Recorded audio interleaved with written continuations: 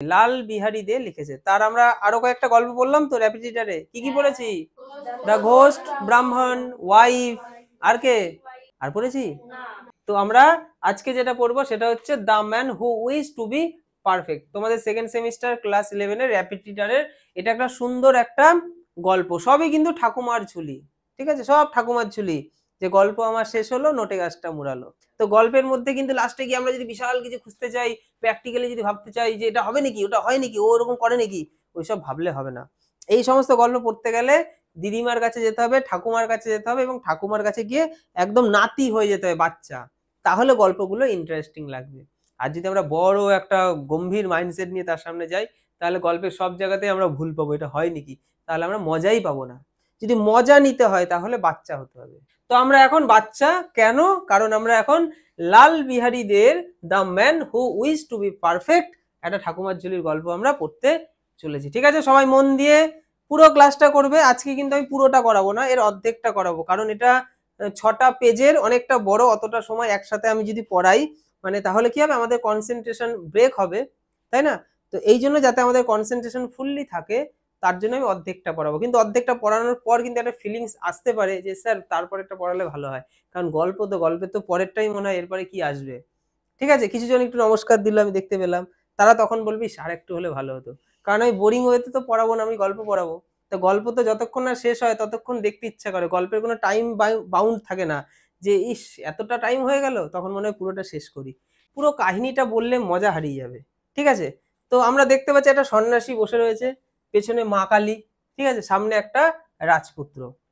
তো এই একটা জিনিস আমরা পাচ্ছি একটা সুন্দর। তাহলে আবার এখানে ভূতও আছে, যে কঙ্কাল, ভূতের ব্যাপারও আছে, তাহলে সবকিছুই আছে, রাজা আছে, সন্ন্যাসী আছে, ভূত আছে, সব মিলিয়ে মিশে একটা মজাদার ঠাকুমার ঝুলি। এখানে কিন্তু কিছু ওয়ার্ড আমরা এমন পাবো যে ওয়ার্ডগুলো একটুখানি আমাদের কাছে মনে হবে একটু অচেনা, সেই ওয়ার্ডগুলোর বেঙ্গলি মিনিং আমি পাশে লিখে দিয়েছি।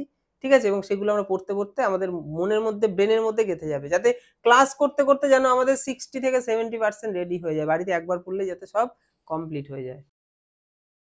ওয়ান্স অন আ টাইম, কোনো এক সময়, গল্প শুরু হয় না জানো, কোনো একদিন, কোনো এক সময়। আর রিলিজিয়াস মানে ধার্মিক। মেন্ডিক্যান্ট, এই মেন্ডিক্যান্ট মানে কি? মেন্ডিক্যান্ট মানে ভিক্ষুক। কি? ভিক্ষুক। আমি পাশে কিন্তু লিখে রেখেছি, এই ওয়ার্ডটা তোমাদের কাছে অচেনা, তাই তো। কেম টু আ কিং, কার কাছে এসেছিল? রাজার কাছে। তাহলে কে রাজার কাছে আসলো? একজন ধার্মিক, এই যে ইনি রাজার কাছে গিয়েছিলেন। ঠিক আছে, হু হ্যাড নো ইস্যু, এখানে ইস্যু মানে তার বাচ্চা কাচ্চাকে বলা হচ্ছে, তার কোনো ছেলেপুলে ছিল না। রাজা তো চিন্তায়, আগেকার দিনে গল্পগুলো এরকম ছিল যে রাজার নেই কোনো সন্তান, তার বংশ কে দেখবে। তো এখানেও রাজা চিন্তিত যে তার যেহেতু কোনো ছেলে মেয়ে নেই, তো এই জন্যই তো এখানে ধার্মিককে প্রয়োজন। তাহলে ধার্মিক সন্ন্যাসী এসে কি করবে দেখো, সে বলছে অ্যান্ড সেইড টু হিম, তাহলে ধার্মিক এসে রাজাকে বলছে, কি বলছে? As you are anxious to have a son, তুমি কি অ্যানাক্সিয়াস, খুব চিন্তিত তোমার বাচ্চা হয় না বলে। I can give to the queen a drug, আমি তোমার রানীকে আমি একটা ড্রাগ দেবো, মানে ওষুধ দেবো। বাই সোয়ালোয়িং মানে হচ্ছে গিলে খাওয়া, ওষুধ তো আমরা গিলেই খাই। তাহলে কি হবে? Which she will give birth to twin sons, তাহলে তার জন্মাবে, কিরকম জন্মাবে? যমজ বাচ্চা জন্মাবে। ঠিক আছে, বাট কিন্তু I will give the medicine on this condition, আমার একটা কন্ডিশন আছে, তাহলেই আমি মেডিসিনটা তাকে দেব। এইটুকুর মধ্যে কি বুঝলাম? ধার্মিক বলছে আমি তোমাকে একটা মেডিসিন দিতে পারি, সেটা তুমি তোমার রানীকে খাওয়ালে দুটো যমজ বাচ্চা হবে, মানে একটা যমজ বাচ্চা হবে, মানে দুটো বাচ্চা হবে যেটাকে বলা হচ্ছে। কিন্তু তার একটা কন্ডিশন রয়েছে, কন্ডিশন তো থাকবেই, এমনি এমনি সে কি দেবে? কন্ডিশনটা কি?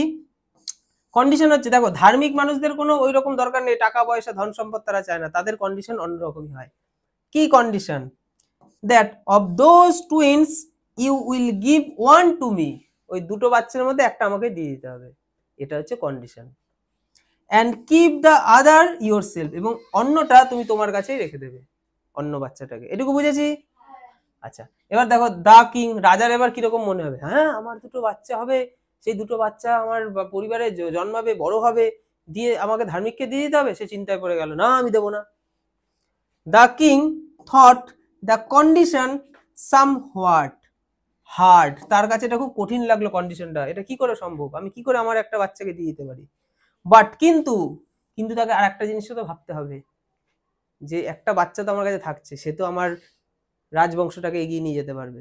As he was anxious to have a son to bear his name, এবং সেটাও ভাবলো যে আমার একটা বাচ্চা দরকার যে আমার এই যে বহন করবে, আমার বংশটাকে বহন করে এগিয়ে নিয়ে যাবে, বাচ্চা তো দরকার, একটা তো আমি পাচ্ছি। অ্যান্ড ইনহারিট, এই যে ইনহেরেন্ট বা ইনহেরিট মানে হচ্ছে ওই বংশ পরম্পরায় তার ছেলে যে বংশটাকে চালায় সেটাকেই বলছে। হিজ ওয়েলথ মানে রাজার ধন সম্পদ, অ্যান্ড কিংডম মানে রাজত্ব। হি at least agreed to the terms, তো সে এই জিনিসগুলো ভাবলো যে আমার রাজত্বটা তাহলে দেখার মতো তো একজনকে আমি তাহলে পেয়ে যাব, আর কি পাবো, আমার বংশটাকেও এগিয়ে নিয়ে যাবে। তো সেই জন্য রাজা কি করলো, রাজা অ্যাগ্রি করলো। এই ধরনের গল্প আমি কিন্তু তাড়াতাড়ি করেই পড়াবো, হ্যাঁ, বড় গল্প, ধীরে ধীরে ওয়ার্ড বাই ওয়ার্ড, আমাদের ক্লাস 11 এখন অত বোঝার দরকার নেই, তবুও যেগুলো প্রয়োজনীয় আমি বলে দেবো, বাড়িতে পড়লেই দেখবে একদম পরিষ্কার হয়ে যাবে। Accordingly the queen swallowed the drug, তাহলে রানী সেই অনুযায়ী ড্রাগটা খেয়ে নিল, তাই তো, ওষুধটা খেয়ে নিল। And in due time gave birth to two sons, এবং তার ঠিক একই রকম কথা অনুযায়ী দুটো বাচ্চা হয়ে গেল। The twin brothers became 1 year old, এই যমজ বাচ্চার যখন বয়স 1 বছর হলো, 1 years মানে প্রথমে 1 বছর হলো, তারপর 2 years 2 বছর হলো, 3 years 3 বছর হলো, 4 years 4 বছর হলো, 5 years 5 বছর হলো। মানে রাজা রানী তো একটা ভয় ভয় রয়েছে, বাচ্চা বড় হচ্ছে, 1 বছর 2 বছর 3 বছর 4 বছর, কবে সন্ন্যাসী এসে নিয়ে চলে যাবে, সন্ন্যাসী আসছে না, তো আসছে না মানে এবার রাজা রানীর তো মজা, তার মানে মনে হয় আমাকে আর দিতে হবে না। তাই এখানে বলা হচ্ছে বাচ্চা দুটোর বয়স বাড়তে লাগলো, 1 2 3 4 5, 5 বছর হয়ে গেল, সন্ন্যাসী এখনো বাচ্চা নিতে আসছে না, কি মজা রাজা রানীর। And still the mendicant did not appear to claim his share, ভাগ, শেয়ার মানে ভাগ, মানে এই যে সে অ্যাপিয়ার হলো না, উপস্থিত হলো না, সে কিন্তু উপস্থিত হলো না তার শেয়ারটা নেওয়ার জন্য, এতগুলো বছর কেটে যাওয়ার পরও সে উপস্থিত হলো না। The king and queen therefore thought that the mendicant who was old was dead, তখন রাজা রানী কি ভাবলো, এই মানে সন্ন্যাসীটা মনে হয় কি বৃদ্ধ হয়েছে, তার বয়স বেড়েছে, সে হয়তো মরে গেছে। তাহলে ম্যান্ডিক্যান্ট মানে কিন্তু সন্ন্যাসী, এই ওয়ার্ডটা কিন্তু আমাদেরকে একদম মনে রাখতে হবে না, মনে রাখতে হবে। And dismissed all fears from their minds, এবং তাদের মনের মধ্যে যা ভয় ছিল সব ভয় দূর করে দিল, কারণ আর আমাদের বাচ্চাকে দিতে হবে না, সে তো আসছে না, মনে হয় বয়স হয়েছে, সে মারা গেছে। বাট কিন্তু দ্য ম্যান্ডিক্যান্ট ওয়াজ নট ডেড, কিন্তু সে তো মরেনি, সন্ন্যাসী মরেনি, বাট লিভিং, সে জীবিত রয়েছে। হি ওয়াজ কাউন্টিং দ্য ইয়ার্স কেয়ারফুলি, মানে সে বছরগুলো খুব সুন্দরভাবে কাউন্ট করেছে, ঠিক আছে।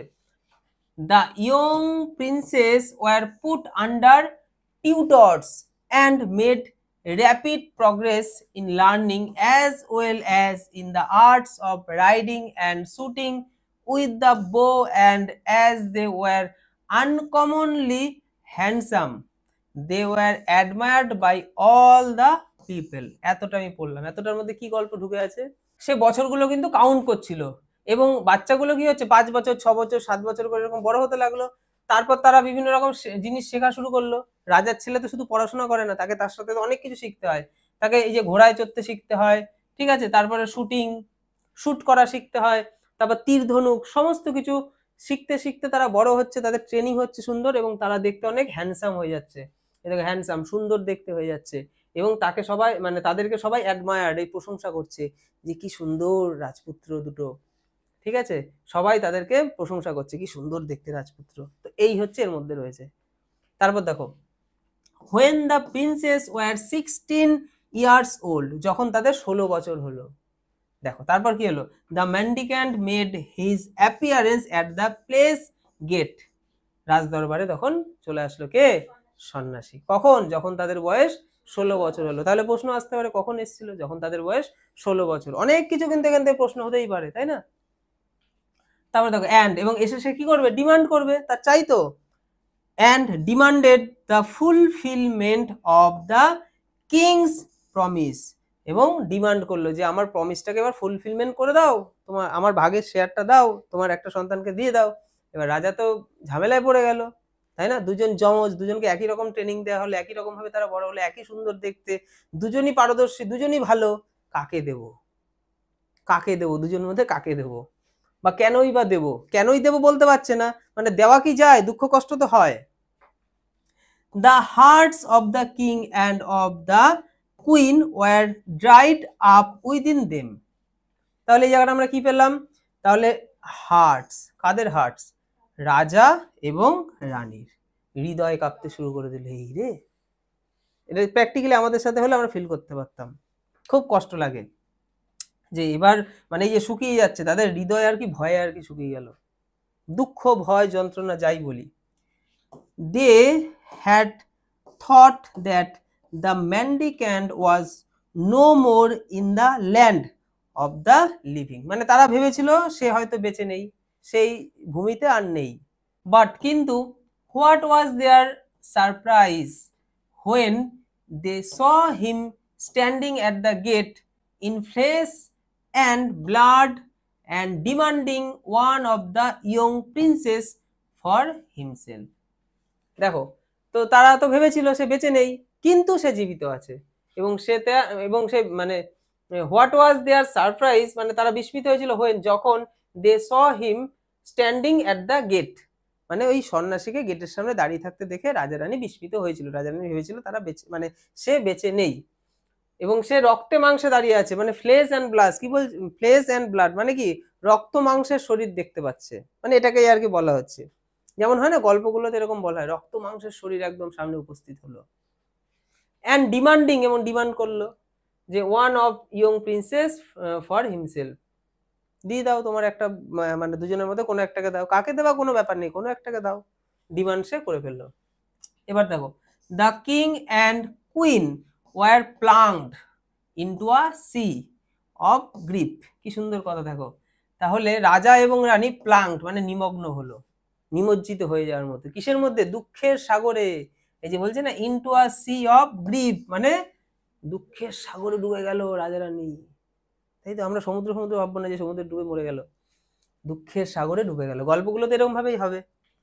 There was nothing for it, however, but to part with one of the princes, for the mendicant might by his skirts turn into ashes not only both the princes but also the king, queen, palace and the whole of the kingdom to boot. দেখো কি সুন্দর বললো, যে রাজা চাইলেই তো বলতে পারতো না দেবো না, রাজা তো শক্তিশালী, কিন্তু রাজা কিন্তু দেওয়ার জন্য রেডি হলো। তার কারণ হচ্ছে তার মধ্যে ভয় ছিল।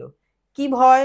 তার মধ্যে এই ভয়টা কাজ করছিল যে যদি আমি না দিই তাহলে সে তো শুধু আমাদের এই প্রিন্সেসদের ছাড়বেন এমনটা নয়, তার অভিশাপে কি কি নষ্ট হয়ে যাবে। দেখো, রাজার ক্ষতি হয়ে যাবে, রানীর ক্ষতি হয়ে যাবে, প্যালেস ধ্বংস করে দিতে পারে সে, ঠিক আছে, সমস্ত কিছু সে একদম মানে ধ্বংস করে দিতে পারে তার অভিশাপের দ্বারা। রাজা এই ভয়টা পেল। বাট কিন্তু which one was to be given away, কিন্তু কোনটাকে সে দেবে, কোন সন্তানকে রাজা রানী দেবে। রাজা রানী ঠিক করলো, ঠিক আছে বাবা ওর হাত থেকে বাঁচার জন্য দেব। এবার সমস্যাটা হচ্ছে কাকে দেব, দুজনের মধ্যে কাকে দেব। The one was as dear as the other, dear মানে প্রিয়, মানে একজন অতটাই প্রিয় যেমনটা অন্যটা। দুজনই রাজার কাছে খুব প্রিয় ছিল, রাজা রানীর কাছে। সেটাই তো হয়, সন্তানদের বাবা মা কখনো আলাদা চোখে দেখে না, ওকে বেশি ভালোবাসে কে কম এমনটা নয়, সমান চোখে দেখে। তাই দুজনই রাজা রানীর কাছে সমান প্রিয় ছিল, দুজন রাজপুত্রের মধ্যে। A fearful struggle arose in the hearts of the king and queen, মানে ফেয়ারফুল মানে একটা সে মানে অসম্ভব ভয়ের স্ট্রাগল দেখা যায়, প্রচন্ড পরিমাণে তারা ভয় দুঃখ সমস্ত কিছুই তাদের হৃদয়ে চলছে, যে কাকে দেব। রাজা রানী দুজনের মধ্যে এই জিনিসটা চলছে এবং তারা ভয় পাচ্ছে কাকে দেব। As for the young princes each of them said, দেখো দুজন রাজপুত্রই কিন্তু খুব ভালো ছিল। এইরকম রাজপুত্র হয়নি যে না আমি যাবো না তুই যা, আমি যাবো না তুই যাবে, এরকম না। হয় না আমরা উঁচু ক্লাসে উঠলে বলি না, না না আমি খারাপ তুই ভালো, ও বলে না না আমি খারাপ তুই ভালো। আবার ছোটবেলায় বলে আমি ভালো তুই খারাপ, এরকমটা তো দেখা যায়। তো যারা একটু শিক্ষিত ভদ্র সভ্য সুন্দর হয় তারা সবসময় কিন্তু খারাপের দিকে নিজেকে ঠেলে দেয়, তুই ভালো থাক। তো এই জন্য রাজপুত্ররা কি বলছে দেখো, যে তারা ইচ অফ দেম সেইড, তারা কি বলছে দেখো, বলছে আই উইল গো, একজন বলছে আমি যাবো, আই উইল গো, আর একজন বলছে আমি যাব, না দাদা তুই থাক আমি যাই, বলছে না ভাই তুই থাক আমি যাই। দ্য ইয়ঙ্গার, এবার দেখো ছোট ভাই কি বলছে, ছোট ভাই বড় ভাই দুজনই দুরকম কথা বলবে। দেখো the younger one said to the এল্ডার, তাহলে ছোট ভাই বড় ভাই কি বলছে, ইয়ঙ্গার মানে ছোট ভাই আর এল্ডার মানে বড় ভাই, কি বলছে, ইউ আর ওল্ডার, তুমি হচ্ছে বড়, if only by a few minutes, কিছু মিনিটের জন্য হলেও তো তুমি বড়, আর বড় কিভাবে হয়, যমজ বাচ্চাদের মধ্যে মিনিটের, কিছু মিনিটের পার্থক্য হয়, তাই বলছে তুমি তো কিছু মিনিটের জন্য হলেও আমার থেকে বড়। হ্যাঁ, আর বড়রা কার প্রিয় হয়, বাবার প্রিয় হয়, আর ছোটরা কার প্রিয় হয়, মায়ের প্রিয় হয়। তো এগুলো আর কি প্রচলিত কথা, আগেকার দিনে ঠাকুমা দিদিমা এইসবই বলে বেড়াতো, হয়তো এরকমটাই আমরা হয়তো ফিল করতে পারি না।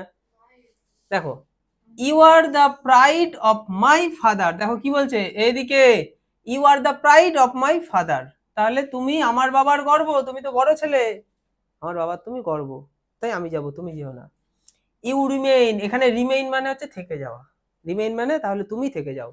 At home, I will go with the mendicant, আমি সন্ন্যাসীর সাথে চলে যাব।